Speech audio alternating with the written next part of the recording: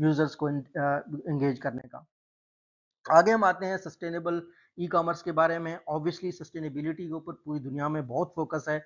जो developed countries हैं, खासतौर पर यूरोप और यूएसए में, वहाँ पे तो बहुत ज़्यादा फोकस है कि कार्बन डाइऑक्साइड कम करना है, फ्यूल कम कंज्यूम करना है, सम हो ऐसे प्रोडक्ट्स यूज़ करने हैं जो रिसाइकल्ड चीज़ों को यूज़ करते हैं। इस वजह से अगर आपके पास मोबाइल कोई है इस टाइम आप यूज़ कर रहे हैं, जिसको देखते हुए आपके पास अगर कोई लैपटॉप है, तो आपने देखा होगा कि वो इको फ्रेंडली प्रैक्टिस होता है कि हम रिसाइकल्ड जो है ना प्लास्टिक से हमने सारी चीज़ को बनाया है, तो हमने नया प्लास्टिक नहीं यूज़ किया है। तो आपको पता है कि प्लास्टिक जो है ना, जितना भी दुनिया में प्रोड्यूस हुआ है, जब से प्रोड्यूस हुआ है अब तक वो वैसा ही है।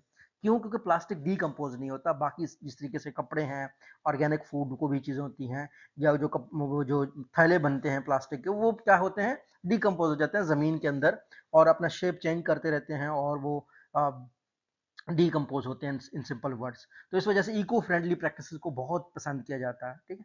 दूसरा क्या है, consumers prefer environmentally responsible brands.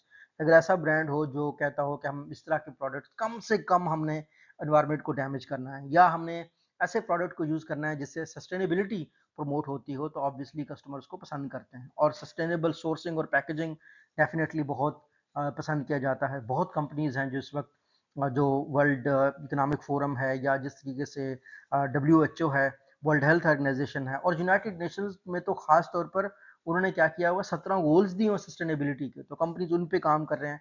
ऐसी कंपनीज जो सस्टेनेबिलिटी की तरफ फोकस करते हैं, सस्टेनेबिलिटी के गोल्स की तरफ फोकस करते हैं, उनको फंडिंग इजीली मिल जाती है।